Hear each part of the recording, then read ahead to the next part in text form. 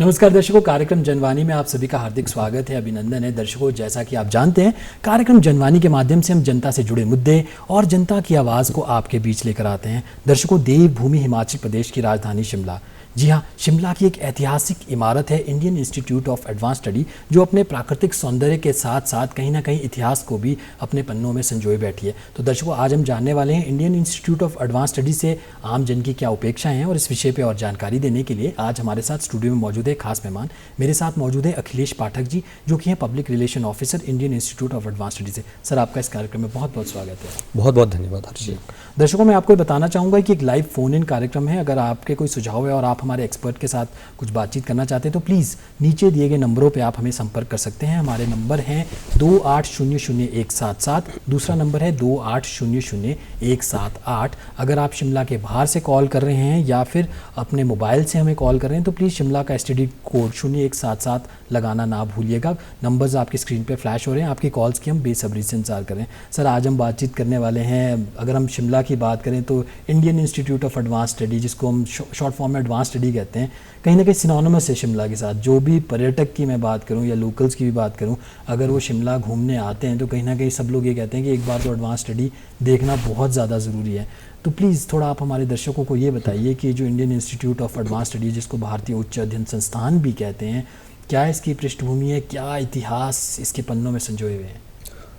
जी हर्ष जी, जैसे कि संस्थान के बारे में बात की जाए तो ये एक शोध संस्थान है, उच्च अध्ययन के लिए शोध संस्थान है, जिसकी स्थापना हुई थी 20 अक्टूबर 1965 को। तत्कालीन भारत के राष्ट्रपति थे डॉक्टर सर्वपल्ली राधाकृष्णन, उनके सानिध्य में। लेकिन ये जिस भवन में यह संस्थान स्थित है वह भवन और भी पुराना है। वो भवन ये जो है, इसका भवन जहाँ पे ये स्थित है, उसका निर्माण कार्य 1884 में शुरू हुआ था और 1888 में समाप्त हुआ था। और जैसा कि आप जानते हैं कि शिमला भारत की समर कैपिटल या ग्रीष्मकालीन राजधानी हुआ करता था, तो इसी भवन से वाइसरॉय ऑफ इंडिया 1888 से लेकर 1947 तक जो थे, तो कुल 13 वाइसरॉय ने इसी भवन से रह के प्रशासन संभाला है भारत का ग्रीष्मकाल के दौरान। जी। और अखिलेश जी, कई लोग ये भी कहते हैं कि जो Indian institute of advance study है, कहीं ना कहीं वो शिमला की भी पहली बिल्डिंग थी, तो कितना इसमें सच्चाई है?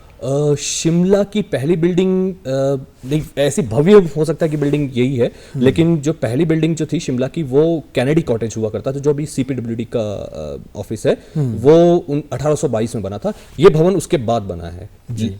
और उसके बाद 1864 के आसपास आपका पीटरहॉफ से लेके और 1888 तक का पीटरहॉफ वाइसरीगल लॉज रहा, और 1888 से 1947 तक ये भवन वाइसरीगल लॉज रहा। जी। और कहीं ना कहीं Indian institute of advance study की जब हम बात करते हैं, वाइसरीगल लॉज भी इसे कहा जाता है, और कहीं ना कहीं जब हम इसको कहते हैं कि इसका नाम शिमला के साथ सिनोनिमस हो गया है, तो लोग जब इसकी सुंदरता को निहारने आते हैं तो वो भी कहीं ना कहीं मंत्रमुग्ध हो जाते हैं। मैं आपसे ये जानना चाहूँगा, जब हम आर्किटेक्चर की बात करते हैं, हम कहते हैं कि कहीं ना कहीं जो पुरातन भवन होते हैं उनका जो आर्किटेक्चर होता है वो काफ़ी डिफरेंट होता है, और अगर हम Indian institute of advance study की बात करें तो हम जब इसके आर्किटेक्चर को हम देखते हैं, कितनी पुरानी ये इमारत है, क्या चीज़ें इसमें लगी होंगी, और ऐसा क्या इसके अंदर स्पेशल है? जी, बहुत सारी चीज़ इसमें मैं बताना चाहूँगा स्पेशल है। आर्किटेक्चर जो था इसका स्कॉटिश बैरोनियल स्टाइल इसको कहा जाता है, और हेनरी इरविन इसके चीफ आर्किटेक्ट हुआ करते थे या मुख्य वास्तुकार हुआ करते थे। उन्होंने ये भवन बनाया था। उन्होंने और भी भारत में कई महत्वपूर्ण और भव्य इमारतें बनाई हैं, उनमें से एक ये भवन भी है। इस भवन में अनेक बहुत अद्भुत चीज़ें भी हैं। जैसे मैं बताना चाहूँगा आपको, इसमें इंटरनल वायरिंग की व्यवस्था उस दौरान की गई थी जब 1884 में, तो वायरिंग इंटरनल थी।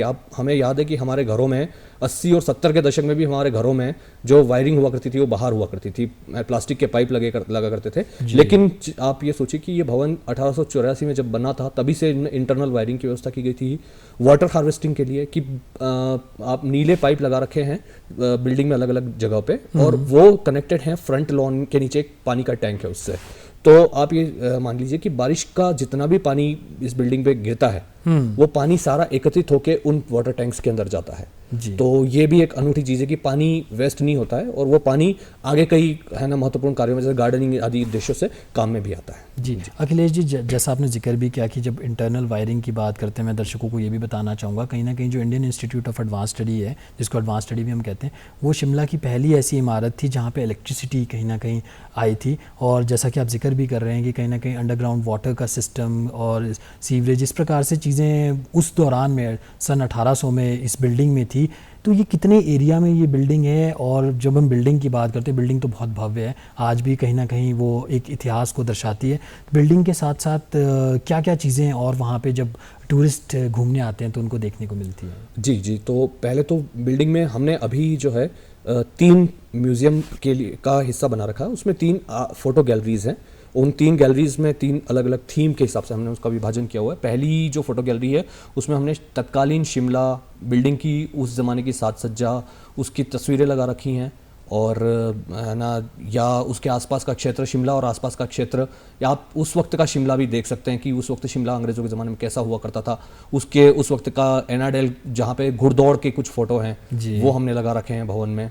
और ये पहली फ़ोटो गैलरी होगी। दूसरी फ़ोटो गैलरी जो है उसमें हमने आप देखेंगे कि इस भवन में कई सारी राजनीतिक गतिविधियां भी हुई हैं वायसरॉय के ज़माने में, जैसे कि 1945 की Shimla conference, cabinet mission, Cripps mission, इससे संबंधित कई सारी बैठकें तो ये हुई थी। तो उस समय के जो राजनेता यहाँ आए थे, मिशन के जो लोग आए थे, उससे संबंधित जो बैठक हुई थी, तो उस वक्त के फ़ोटो हमने सेकंड गैलरी में लगा रखे हैं। और जो थर्ड गैलरी हमने फ़ोटो गैलरी बनाई है उसके अंदर जो संस्थान स्थापित हुआ 1965 में, भारतीय उच्च अध्ययन संस्थान जब स्थापित हुआ तो उसके बाद से जो महत्वपूर्ण अकादमिक गतिविधियां हुई हैं उनकी तस्वीरें हमने लगा रखी हैं। जैसे संस्थान की स्थापना के समय डॉक्टर राधाकृष्णन आए थे, अभी हाल ही में माननीय राष्ट्रपति महोदय आई हैं 20 अप्रैल 2022 को 23 को, तो उनकी तस्वीर हमने इस तरह से ये चीज़ें लगा रखी हैं। हमने जो संस्थान ने अपनी स्थापना के बाद से 500 से अधिक किताबें प्रकाशित की हैं विभिन्न विषयों पे। वो जो किताबें होती हैं वही हमारे फेलोज़ की जो रिसर्च होती है उसका एंड प्रोडक्ट होता था, उसका भी डिस्प्ले हमने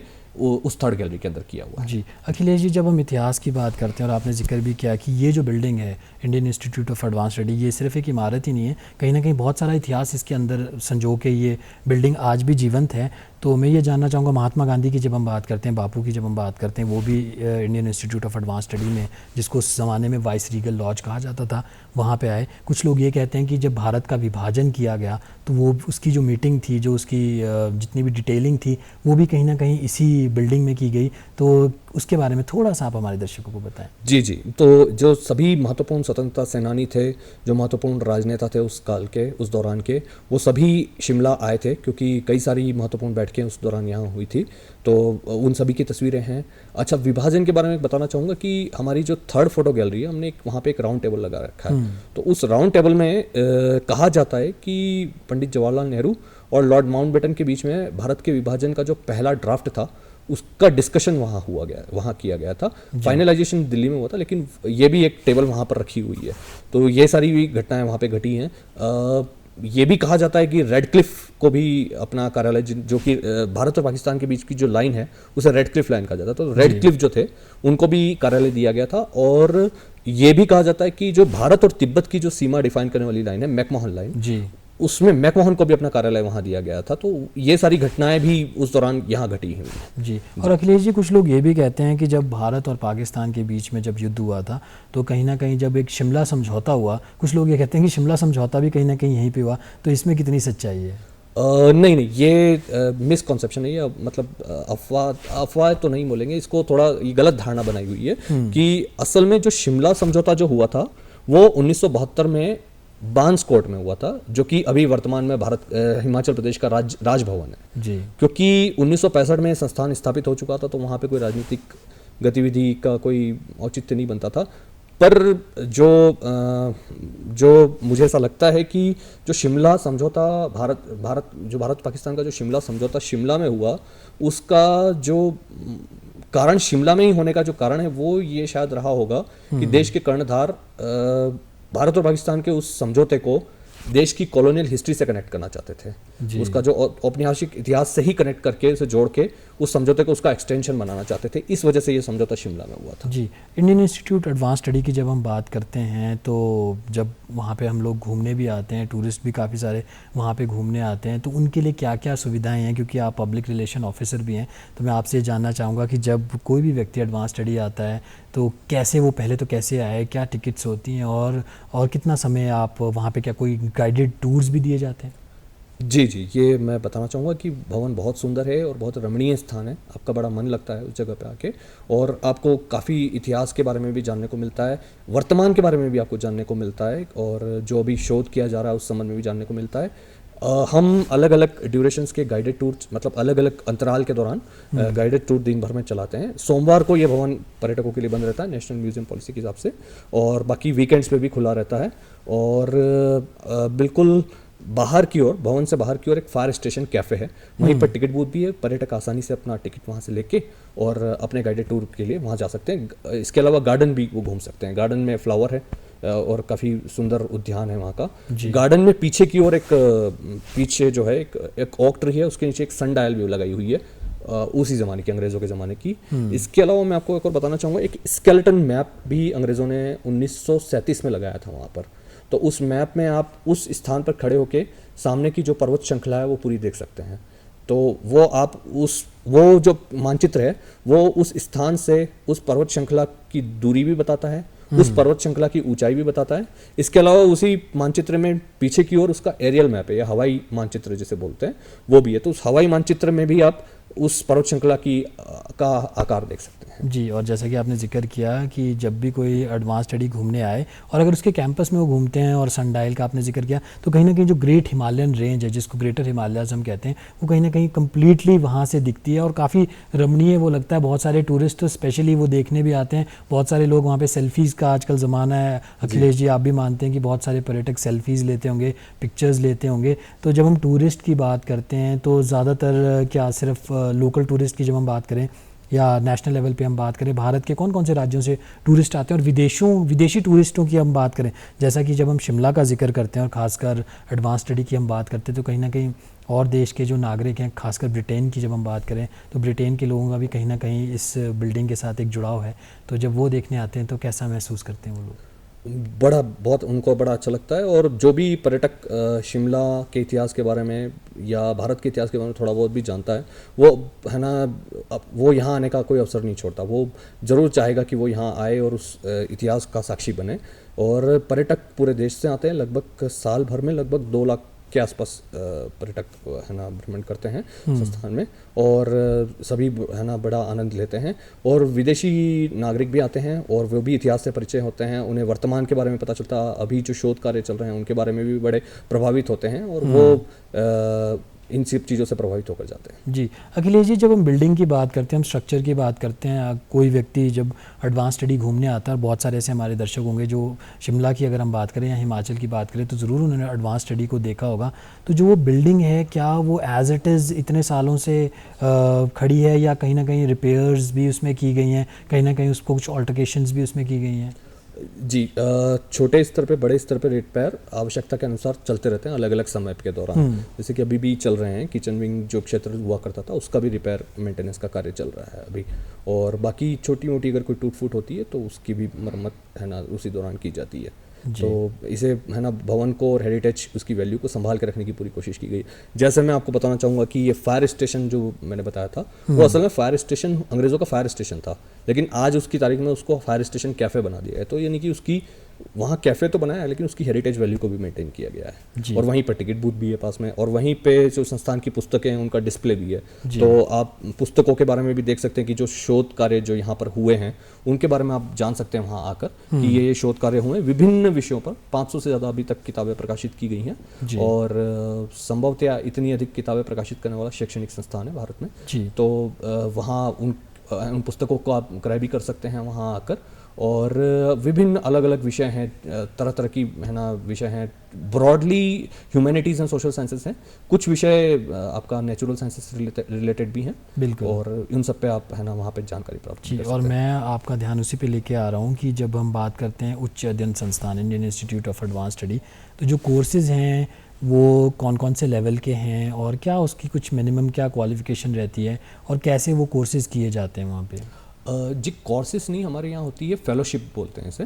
तो फेलोशिप जो होती है वो अलग अलग टेन्योर की होती है, 3 महीने से लेकर 2 साल मैक्सिमम तक की। जी। और ये जो फेलोशिप होती है इसमें आपको इंडिपेंडेंट स्टडी करनी होती है। संस्थान आपको पीयर एटमॉस्फेयर देगा और आपको पढ़ने का माहौल उपलब्ध कराएगा, विश्व स्तरीय लाइब्रेरी या पुस्तकालय आपको उपलब्ध कराएगा, पीयर एटमॉस्फेयर उपलब्ध कराएगा, और आपको शोध खुद से करना होगा। आप एक शोध प्रस्ताव रखेंगे कि ये हम इस विषय पर शोध करना चाहते हैं जो कि आपको लगता है कि समाज के लिए उपयोगी होगा, और जब उस शोध प्रस्ताव आपका स्वीकृत हो जाएगा तो उसके बाद आप उस पर रहकर शोध कर सकते हैं। तो ये उसकी प्रक्रिया रहती है, और उसी शोध का जो अंतिम उत्पाद होता है वही हमारी किताबें हैं। तो इससे पता लगता है कि 500 से अधिक किताबें हैं जो हमने छापी हैं।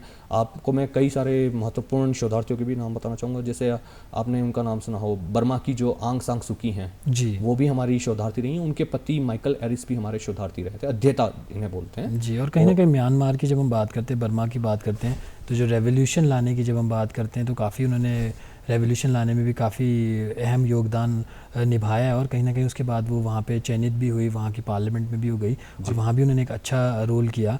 तो जब हम एल्यूमिनीज़ की बात करते हैं, हम विद्यार्थियों की बात करते हैं जो एडवांस स्टडी से निकले, तो वो क्या पूरे जब हम बात करते हैं पूरे देश से लोग पढ़ने वहाँ पे आते हैं? अगर विदेश से कोई पढ़ने आ रहा है वहाँ पे तो वो कैसे आएगा? वो भी आ सकते हैं, जैसे कि आंग सांग सुकी आई हैं, वे भी विदेश से आई थी। उनके पति माइकल एरिस अमेरिका से आए थे, और देश से भी अलग अलग हिस्सों से आ सकते हैं। बिल्कुल, आपका आवेदन और आपका शोध अच्छा होना चाहिए, और वो समाजोपयोगी होना चाहिए। उसके आधार पे है ना हो सकता है। और जैसे कि आपने आंग सांग सुकी जी के बारे में बताया कि वो वहाँ की सबसे लोकप्रिय नेता रही हैं, और है ना उन्होंने काफ़ी अच्छा काम किया वहाँ रह। उन्होंने जो किताब लिखी है बर्मा एंड इंडिया, वो मतलब भारत और बर्मा के संबंधों के बारे में ये किताब लिखी गई, और अभी भी इस विषय में सबसे अच्छी किताब मानी जाती है ये पुस्तक। जी, अभी अलग बहुत ही अनूठे शोध हुए हैं। अभी हाल ही में हमारे एक पूर्व अध्येता थे प्रोफेसर माधव हाड़ा, उनका शोध कार्य प्रकाशित हुआ पद्मनी पे। तो ये पद्मनी उसका एक्सटेंशन है कि पूरा उस पुस्तक का नाम है पद्मनी, इतिहास और काव्य कथा की जुगलबंदी। तो ये काफ़ी अनूठी चीज़ों पर प्रकाश डालती है, और वो शोध अपने आप में बड़ा अनूठा है और रोचक है। मतलब सभी के लिए पढ़ने के लिए योग्य किताब है ना, मैं उसे मानता हूँ। हाल ही में जब राष्ट्रपति महोदय आई थी तो हमने उन्हें भी ये पुस्तक भेंट की थी। जी अखिलेश जी, जब हम टूरिज़्म की बात करते हैं, एडवांस स्टडी की जब हम बात करते हैं, कहीं ना कहीं एक उच्च अध्ययन संस्थान तो वो है ही, पर कहीं ना कहीं वो एक टूरिस्ट डेस्टिनेशन भी है। बहुत सारे टूरिस्ट स्पेशली सिर्फ उस बिल्डिंग को देखने और जो इतिहास उसके साथ जुड़ा है उसको देखने वहाँ पे आते हैं। तो मैं ये जानना चाहूँगा, जो दर्शक अभी आपको देख भी रहे हैं और ऑल ओवर इंडिया लोग आपको देख रहे होंगे, तो कौन सा ऐसा सही समय है? क्योंकि अभी हम बात कर रहे हैं, जब खासकर मानसून की हम बात कर रहे हैं, और हिमाचल की हम बात करें, देवभूमि कहा जाता है हिमाचल को, टूरिस्ट बहुत यहाँ पे आते हैं, तो सबसे बेस्ट समय कौन सा रहेगा कि जब आप शिमला आके विज़िट करें एडवांस स्टडी को? सबसे अच्छा समय तो ये व्यक्तिगत उस पर निर्भर करेगा। जैसे कोई बर्फ़ का शौकीन है तो स्नोफॉल के दौरान आए, या कोई अगर है ना अगर कोई मैदानी इलाकों से कोई पर्यटक शिमला आ रहा है तो वो स्वाभाविक सी बात है गर्मी के दौरान, गर्मी की राहत के लिए शिमला आएगा, तो उस दौरान भी आ सकते हैं वो। और बाकी जो पर्यटकों के लिए ये संस्थान पूरे साल खुला रहता है जी, और सिर्फ सोमवार को छोड़कर बाकी पूरे साल खुला रहता है। और सोमवार को साप्ताहिक अवकाश रहता है, और बाकी आप कभी भी किसी भी समय आके और है ना भवन को देख सकते हैं। भवन और अंदर का है ना तीनों फोटो गैलरीज भी देख सकते हैं, ये भी देख सकते हैं। अच्छा, एक और मैं रोचक बात बताना चाहूँगा, जो बर्मा से ही संबंधित एक और बात याद आई कि जो भवन में जो लकड़ी लगी है वो अंग्रेज़ उस वक्त बर्मा से ही लेकर आए थे। उसको बर्मीज टिक बोला जाता है, तो वो बर्मीज टिक का उपयोग अंग्रेज़ों ने उस दौरान किया था वहाँ पे। जी अखिलेश जी, जनसंपर्क अधिकारी हैं आप Indian institute of advance study के। जो पर्यटक वहाँ पे घूमने आ रहे हैं, तो अगर वो कुछ सुवेनियर्स लेके जाना चाह रहे हैं, कहीं ना कहीं एक अपनी यादगार लेके जाना चाह रहे हैं, तो क्या वो भी अवेलेबल है वहाँ पर? जी, कुछ सोवेनियर हमने भी रखे हुए हैं सोवेनियर शॉप में। और इसके अलावा पुस्तकें, ज़्यादातर पर्यटक पुस्तकें पसंद करते हैं, क्योंकि वो शोध जो हुआ है यहाँ पर, वो शोध के बारे में जानना चाहते हैं कि ये शोध कितना है ना उनको सहायता करता है। कई सारे शोधार्थी भी आते हैं हमारे यहाँ और वो अपनी पुस्तक हमारे यहाँ से पुस्तकें खरीद कर ले जाते हैं ताकि वो अपने शोध में उसका उपयोग कर सकें, क्योंकि जो ज्ञान यहाँ रहकर इकट्ठा किया है जो यहाँ के अध्येताओं ने, वो उस ज्ञान का आगे फर्दर अन्वेषण कर सकें, उसका एक्सप्लोर कर सकें, ताकि इस वजह से भी ये पुस्तकें काफ़ी लोकप्रिय रहती हैं हमारी, और सौवीर तो रहते ही हैं साथ में। जी अखिलेश जी, जब लोग फेलोशिप करने आते हैं, शोध करने यहाँ पे आते हैं, तो वो ड्यूरेशन क्या रहती है? कितने समय के लिए जो फेलोशिप करने लोग आ रहे हैं वो यहाँ पे रहते हैं, और कितना समय उनको लगता है अपना शोध कार्य कंप्लीट करने में? ये अलग अलग रहता है, इसमें निर्भर करता है। जो ये 3 महीने से लेकर 2 साल तक की फेलोशिप रह सकती है, और इस दौरान आप रह के यहाँ पे शोध कार्य कर सकते हैं। ये डिपेंड करता है कि आपका शोध कितना एक्सटेंसिव या है ना व्यापक है, उसके ऊपर आपको निर्भर करेगा कि आप उस शोध के लिए हो सकता है डेटा कलेक्शन में आपको ज़्यादा समय की आवश्यकता हो या कम समय की आवश्यकता हो। अगर शोध आपका क्वालिटेटिव है तो हो सकता है ना, उसके लिए आपको केवल अध्ययन की आवश्यकता हो। अगर क्वांटिटेटिव है तो अलग तरह के शोध की आवश्यकता होती है। तो शोध के जो प्रकार होते हैं उसके आधार पर, शोध की जो आवश्यकताएं होती हैं उसके आधार पर वो टाइम ड्यूरेशन वेरी करती है, अलग होती है। जी। और अखिलेश जी, जब हम बिल्डिंग की बात करते हैं तो काफ़ी गॉथिक आर्किटेक्चर है वहाँ पे। आपने जैसा जिक्र भी किया कि कहीं ना कहीं स्कॉटिश आर्किटेक्चर को वहाँ पे फॉलो किया गया उस बिल्डिंग में। तो मैं आपसे ये जानना चाहूँगा, जब हम बिल्डिंग की बात करते हैं और जैसे कि टूरिस्ट बिल्डिंग को निहारने आते भी हैं, तो क्या फ़ोटोग्राफी अलाउ आप लोग करते हैं? क्या आप लोग अंदर जाके भी पिक्चर्स ले सकते हैं जिन लाइब्रेरीज़ की आप बात कर रहे हैं? जी, फोटोग्राफी बाहर अलाउड है, बाहर आराम से आप कर सकते हैं। अंदर के लिए पोस्ट कार्ड हमने सोवेनियर आइटम में रखे हुए हैं, वहाँ से खरीद सकते हैं अंदर के पोस्ट कार्ड, और बाहर आप फोटोग्राफी कर सकते हैं आराम से, कोई दिक्कत नहीं है उसमें।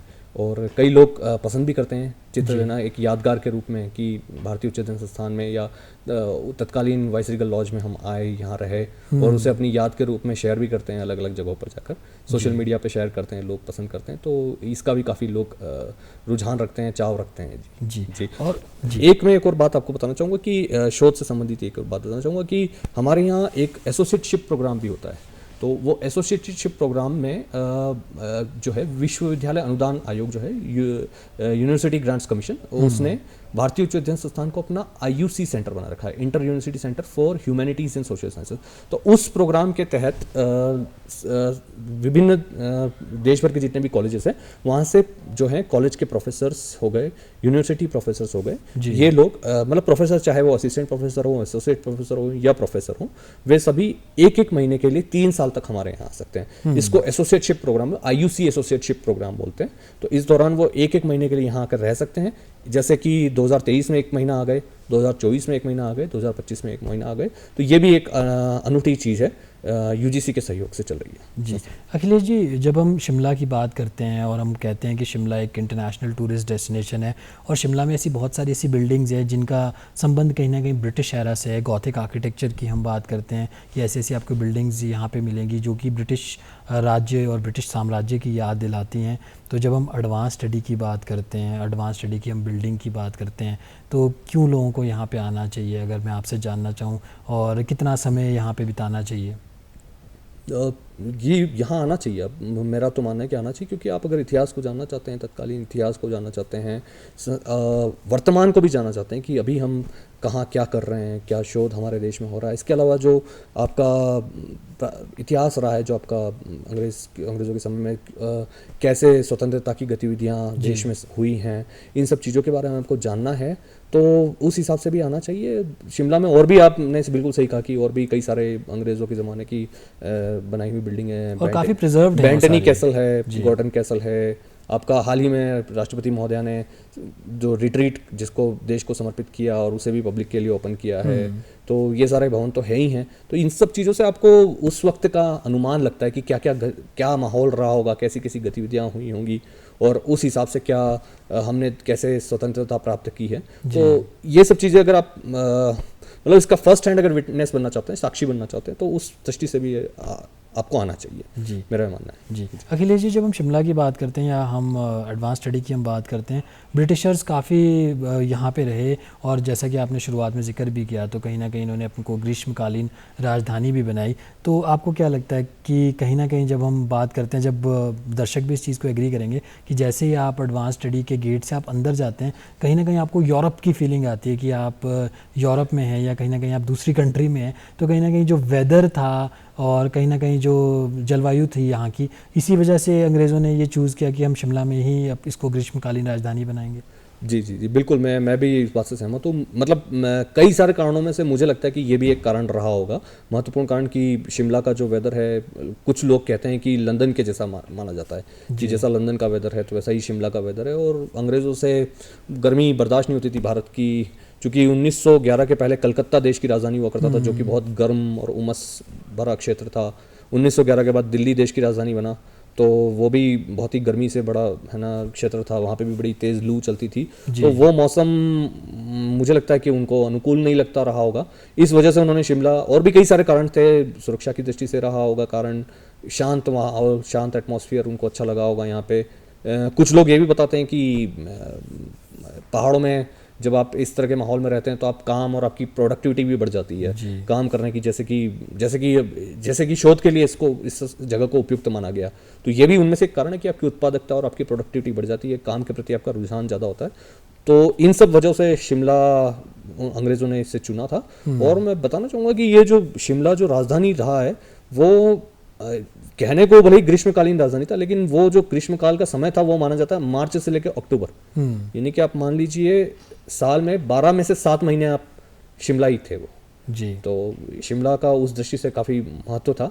और मुझे ये भी जानकारी में आया कि ग्रीष्मकालीन राजधानी तो था वो प्रशासनिक दृष्टि से था, बट ये मेरी जानकारी में आया कि जो भारतीय सेना का जो मुख्यालय था वो थ्रू आउट इंडिपेंडेंस, मतलब शायद से द्वितीय विश्व युद्ध के कुछ समय बाद दिल्ली शिफ्ट किया गया, अन्यथा पूरे साल शिमला ही रहा करता था। जी जी। अखिलेश पाठक जी, आज आप हमारे इस कार्यक्रम में आए और Indian institute of advance study, जो किसी परिचय का मोहताज नहीं, उसके बारे में आपने मुझे और मेरे दर्शकों को काफ़ी सारी जानकारी दी, उसके लिए बहुत बहुत शुक्रिया।